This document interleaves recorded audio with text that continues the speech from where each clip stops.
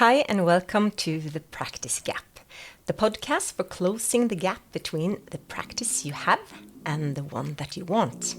I'm Elizabeth, a chiropractor, a business owner, coach and entrepreneur, on a mission to help you move from frustration and overwhelm to clarity, focus and joy in practice. Hi, Atle Torstensen from Egersund, Norway. Hi, Elizabeth. It's so good to have you back. It's nice to be back. Today's topic is going to be health and money. Ooh, it's dangerous topic. It's a super dangerous topic.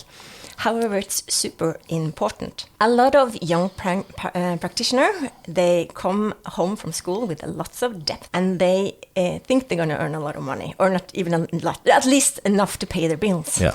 And then they realize... And hopefully most of them do. Most of them do. But some people find it super hard. Yeah, it is hard in the beginning. And also, it's especially women also. They are sometimes working in clinics and they are scared of getting kids. I just talked with one of my younger colleagues yesterday, and she said a lot of her friends, they are afraid of being away from practice to get kids because they are afraid of the economic situation, and they have so much fear that some of them actually quit chiropractic and they go to work for some security. And it bleeds my heart that this is happening. It breaks your heart when that happens. But I know, unfortunately, it happens. It's sad because they spent so many years becoming what they want, and then they're not able to continue because of economic reasons. For a lot of also younger chiropractors, they are afraid of setting or value their own worth. So they are afraid of telling the patient to come back. They're afraid to make the plan that really the patient needs, because they think this is expensive, it's costing too much. Where do you even start if that's your mindset and attitude? Yeah, if that's your mindset and attitude, then you better change it pretty quickly, because if you're gonna... being in chiropractic practice, it's awesomely fun, and I've always said I would do it for free if I could. But the truth of the matter is, if you don't make money on it, you're not going to be able to do it, because you need to support your family to be able to do what you love. So you got to get paid one way or another. But I think for me, I got two really good pieces of advice when I was young. First of all, you should treat every patient like it's free, or like he or she is your mother or father, who you hopefully don't charge. So you do what the patient needs and not what their wallet needs. And then secondly, I remember Jim Parker. He was a famous chiropractic speaker. He came to one of the homecomings in Danbury, and he said that money is the byproduct of services rendered. So instead of focusing on money, focus on the services you give. If you want to give a good service, then you need to treat the patient as many times as the patient needs to be treated. You shouldn't treat them more for money motivation or fiscal motivation, but you shouldn't treat them less either, because that's not going to help them in the long run to get well. So basically you need to put that money thing aside a little bit and just focus on what's best for the patient. But that's easier said than done. I realized that I thought it was difficult to in the beginning. Just telling somebody, and sometimes they'll challenge you a little bit and say, do I really have to come back next week? I don't have a lot of money and blah blah blah. And sometimes, especially in my first years, I would be a little bit lenient. It's okay, you can pay just half price today or whatever, because I felt sorry for them. But they were usually the people that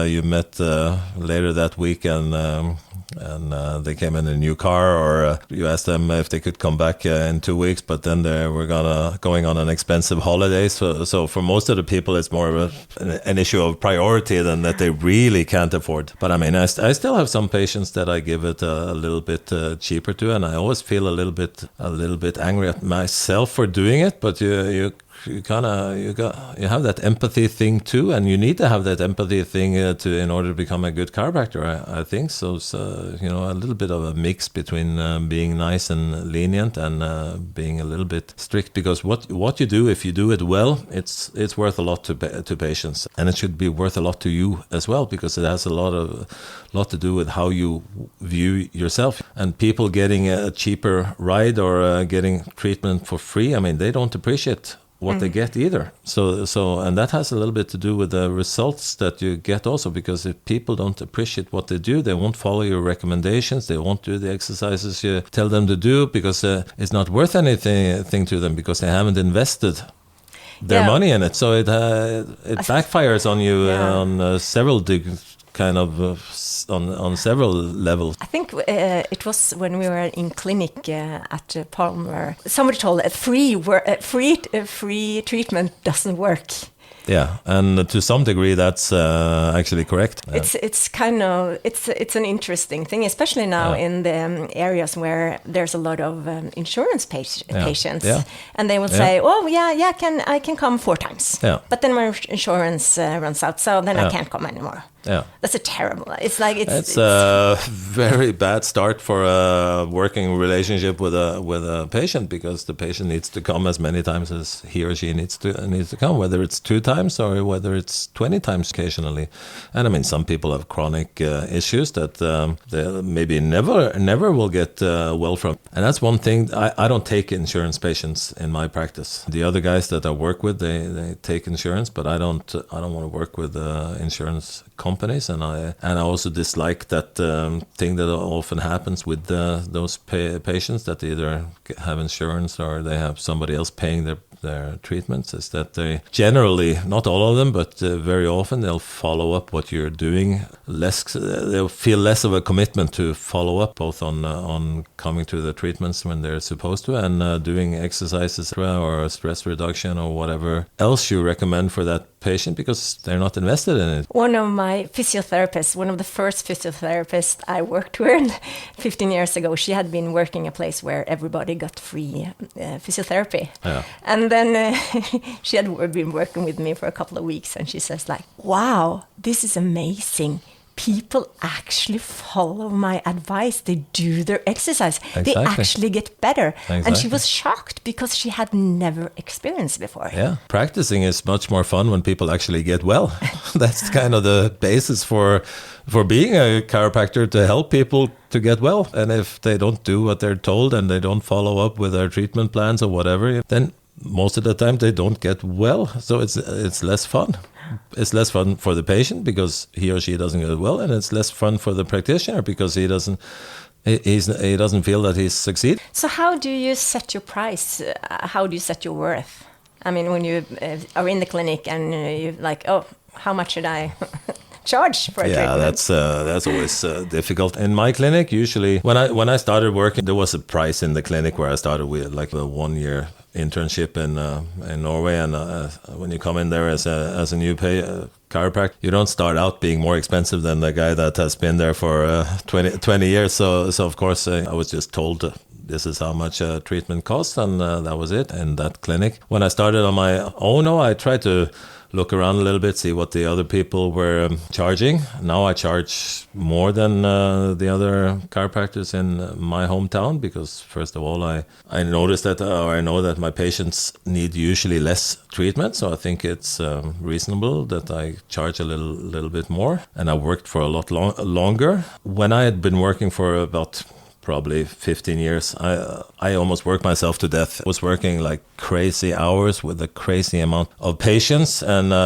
it became kind of like a spiral where I actually needed help from a coach. Most people, they'll go see a chiropractic coach to increase their practice. I needed to go to see a chiropractic coach to decrease my practice, so I could actually see my wife and kids once in a while without being almost half dead on the sofa, tired. And well, you know what, it takes a lot more to say no than yes. Yeah, it's much more difficult. So I had to practice that, and one way of limiting my influx of new patient was actually increasing my price, because then I started having other people working in my clinic, so I jacked my price up compared to theirs to try to push my patients over to these other chiropractors in order to limit my own workload a little bit, so I wouldn't be dead by 50. So it kind of became a little bit. It's nothing that I've really been too much conscious about. I charged what I thought was about reasonable going rate. I asked my friends, my colleagues, how much do you charge? And I tried to be somewhere in that vicinity. But then, when I got this realization and I was talking to my coach, how the hell do I stop having that many patients call? Because I was,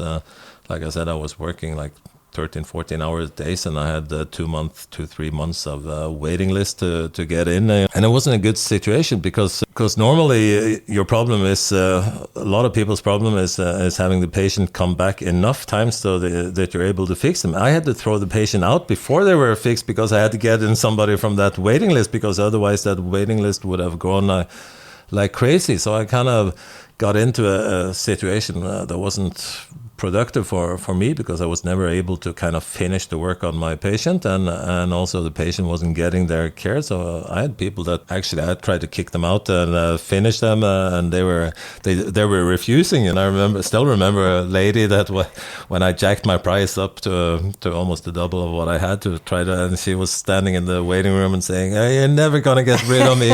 I don't give a shit how much you charge. You're not getting rid of me that way."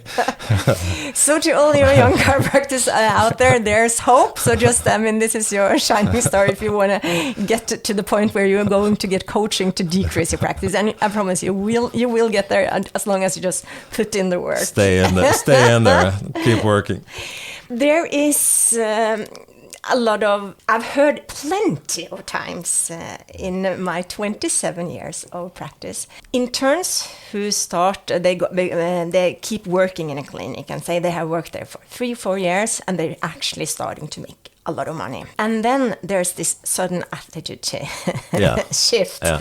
Oh my Lord, I am making so much money for Atle. He's just pulling the money out of me. And I was like, I can't believe how he wants all this money from me. Yeah, which is in a way a little bit true. I mean, I felt the same way when I'd been working for a couple of years in the clinic I started out working with. That I was paying them quite a handsome amount of money because my practice increased very quickly, and pretty quickly I was seeing more patients than the guys that had been there for 15, 20 years. So I can kind of understand that. But first of all, a lot of the patients I was seeing, they were already in the clinic. So that these guys that had been there from before, they had attracted those patients to come into the clinic. I didn't have to do that work. Of course, I attracted also a lot of patients into the clinic. So, and like I tell my interns, I'm okay with them starting their own practice if they feel that the time is right and they're ready for it, and that's the logical next step for them is to start their own thing, because it has also to do with your identity as a chiropractor.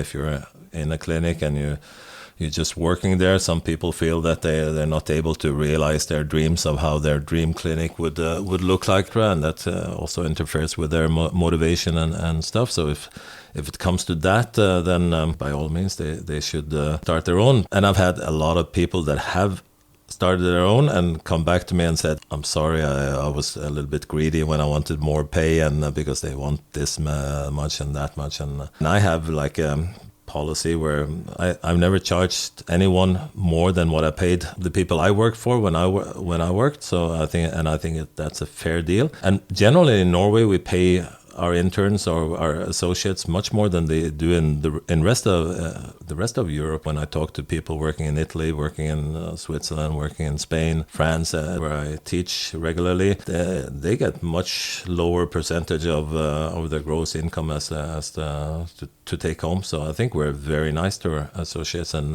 we're not extorting them or using them in any way, because it costs to run a clinic. I mean, we have expenses, and I think it's fair enough that you pay a little bit for where you're at, basically, and the work that has been done before you came in to do it. And I mean, it was very easy for me when people talk to me about getting more of the money. We just went through the patient list, and I was like, well, this is my patient, this is my patient, this is my patient. And there were mostly patients from my waiting list that didn't want to wait around for 2-3 months to get in to see me. They went to see the others. So it's the argument basically is kind of stranded, because they wouldn't have been seeing that many patients in such a little town as Egersund if we didn't have this huge patient influx that I basically created, and I should be paid a little bit for that. And that's also one of the challenging things if you're starting working at a successful clinic that is very busy, and you get a lot of patients in very quickly. You might start thinking that the hot shit, and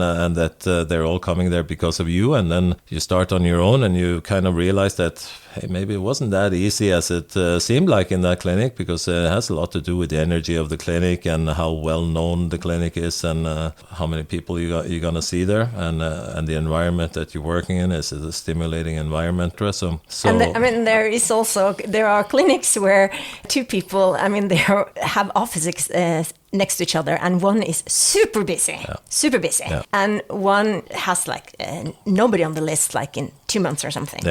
You can kind of build a practice anywhere. The Master Circle, I used to go to some seminars with a group called the Master Circles, and they always said that your practice really just reflects who you are. If you're a 10 patient a day chiropractor, you can go into take over practicing 50 patients a day, and pretty soon you're going to be down on your 10 patients, because that's mentally where you're kind of ready to be. And it sounds a little bit arrogant, but it's actually true. I've had a lot of people coming in to maybe fill in for a year when one chiropractor has been home, and they've taken over practices seeing maybe 30-35 patients a day for many, many years on a regular basis. They're not overtreated or anything like that, and within 2-3 weeks they're down to 3, 4, 5 patients a day with the same patient influx, because they're just not ready to see that amount of patients. They don't know how to communicate the patients. I can't really put my finger always on it. It's just that it just happens, and it's kind of magical to see. And then you get your chiropractor that's been out for a year comes back into work, and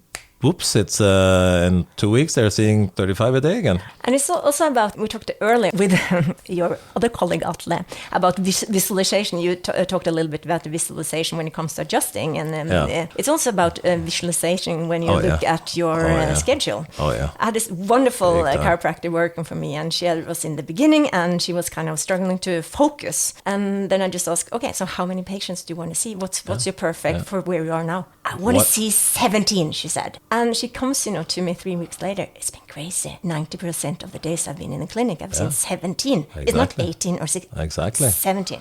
Exactly. Basically, you get what you ask for. Sometimes you think you're asking for something else than you're getting, but you're not. Just a few years ago, I moved house, and I was going through my stuff in the old house and kind of tidying up and seeing what I could throw away and everything. And I came over this list this goal list that I made when I was a student at Palmer. Oh, you are one of those who makes the goal. We went to me and a couple of other Norwegian chiropractors. We heard about this guy called Anthony Robbins, who was at that time at the start of his career. He had a seminar for a small group in a Chicago hotel, and we drove to Chicago and went to that seminar. Probably along with maybe, 50, 60 people. Now he's doing seminars for 30, 40,000 people. But back then he was young and up and coming. And we were taught a few things about how to visualize your future, making goals. And of course, I wrote down my goal list thing. And then in the beginning, you read those things, and then you kind of put them somewhere and forget about them. But when I took it out there, it was almost a little bit spooky to see every goal had turned out pretty much exactly the way I had lined it out back in the day. And I did exactly, or more than 30 years ago, I found my list a couple of years ago when we moved house, and on that list... That's when you find that stuff, I found it. It was read a book. And on the list of 100 things, I had done maybe 87. Yeah. And the last 13 routine I was not interested in doing. Yeah. And it was crazy to see that. It just check, yeah. because I had It's completely forgotten It's about the fascinating. list. You kind of program your brain into something. And of course, you can use that to your advantage. I mean, if you want to see more patients, make specific goals. On that note, I am so happy that you've been here and done some great advance. To sum up, you are worth a lot more what you think. Usually. And you have to put in the work, and don't be afraid of giving honest advice about number of treatments to your patients. Yeah. Don't think about money when treating the patient. Think about what more can I do for you as a patient. Think about what services are you giving, and treat every patient as if it's free. So treat them as free, get charged. Just don't be afraid of money. Exactly. Thank you, Atle, for coming, and have a wonderful trip back to Egersund. Thank you. Very nice being here.